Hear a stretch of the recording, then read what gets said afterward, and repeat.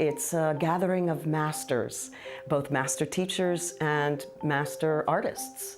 And in this atmosphere at Ten Chimneys, it's joyful because we are also honoring the gifts that the Lunts gave to the theatrical community and American theater history. Ten Chimneys is the estate of Alfred Lunt and Lynn Fontanne, who were the premier stage actors from the 20s to the 60s. We're here to help further American theater, and that's in many ways through education, through training, through development, and through legacy building. The Lunt-Fontanne Fellowship program is the preeminent fellowship program for actors to have a minimum of 20 years of acting experience. We find that at that stage, that's when the rejuvenation may be necessary. At 20 years, you're mentoring others just naturally, but this is where the mentors come to be mentored. We have 10 fellows from all around the country, all among the best in their craft. They are energized, committed, passionate, lovers of the theater. You can see why they are the best at what they do. The Lunt-Fontanne estate is a treasure. It's a jewel, and Wisconsin has it. And to be able to access this resource and not only have Milwaukee theater honored, but the Lunt-Fontanne estate and their legacy, to have that honored as well is just really, really exciting. This is such an amazing group of people who have spent their lives continually showing up, continually pushing the boundaries, continually redefining excellence and vulnerability, which is really a fascinating quality in all of these people, that as professional and as trained and disciplined as they all are, they're all enormously vulnerable. And that's an exciting thing for both other performers and for audiences. The Masterclass teacher really has to be someone that is respected by the acting community. So you couldn't have someone that may have had a great role, but only have a few years of experience. So typically the Masterclass teacher has been in the business for 30 plus years. But in addition to that, have a commitment to American theater. I'm here for a week to run a masterclass with 10 wonderful actors from around the country. And we're here to sort of rejuvenate ourselves and rediscover why we're doing what we're doing. These are people who have, like myself, reached a point in life where they've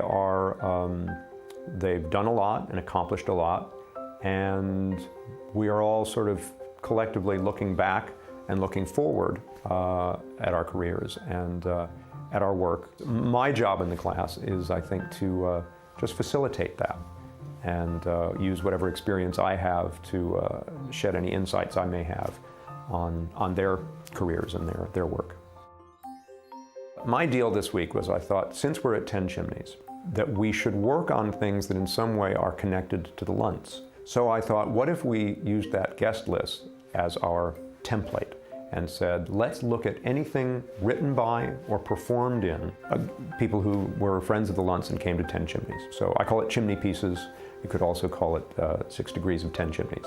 So part of this week is getting to know each other and getting to see what parts fit well and what scenes work best. And I think the general idea will be we'll use the first part of the week to just play and explore as much as we can. And then as it gets towards the end of the week, we'll start narrowing down our choices to scenes that we can maybe dig deeper into for the rest of the time here. He is so amazingly generous and gentle, and yet just a fascinating scholarly mind, that he's able to look at the shape of the scene and say, think about this one moment, or think about this one phrase, and allow that to help you get to the truth of this situation. And that kind of an eye is really very rare. And that kind of gentleness and respect as a director is also extremely rare.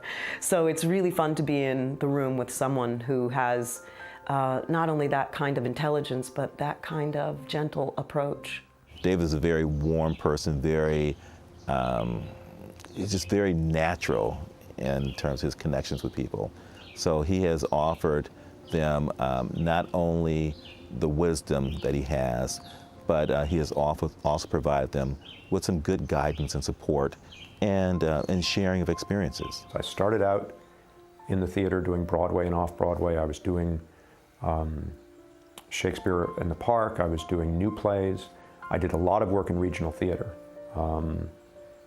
Probably the formative years of my acting were spent in regional theater, at the Guthrie, at the Goodman, at the Long Wharf, places like that. And then I've gone away and done television. And probably most importantly, I came back. And ever since Frasier ended, I've been doing theater, because that was my first love, and that is what I find most fulfilling. So that's a kind of a broad range of experience that may give me some perspectives on things that are useful. But above all, I think it's that belief in love of and commitment to the theater. One of the things that's happened in the conversations that the fellows have been having is that we've all discovered that no matter what checklist there is about whether you're good at this or whether you should pursue this, those of us who are here just keep showing up. That we refuse to take no for an answer, that we refuse to let someone else define beauty or talent or success, that we just keep saying, I'm going to keep showing up. And that's right now what I'm taking away from this is keep showing up, keep bringing your best game, keep bringing your best generosity, keep bringing your best intelligence, and good things will happen. The essence of a program like this is being willing at a later stage in your career and in your life to take a chance, to open yourself up to possibilities, so that at a time in life where it's very easy to start shutting down and start narrowing your choices and feeling like you have to protect, be able to embrace uncertainty, because this place is full of those things and full of magic. I hope that they leave here inspired. I hope that they have made discoveries about themselves or about their technique. And I've hoped they've been exposed to a world of the theater that they maybe never knew or had lost touch with, because some of these plays don't get done so much anymore. I hope they leave full of lunts.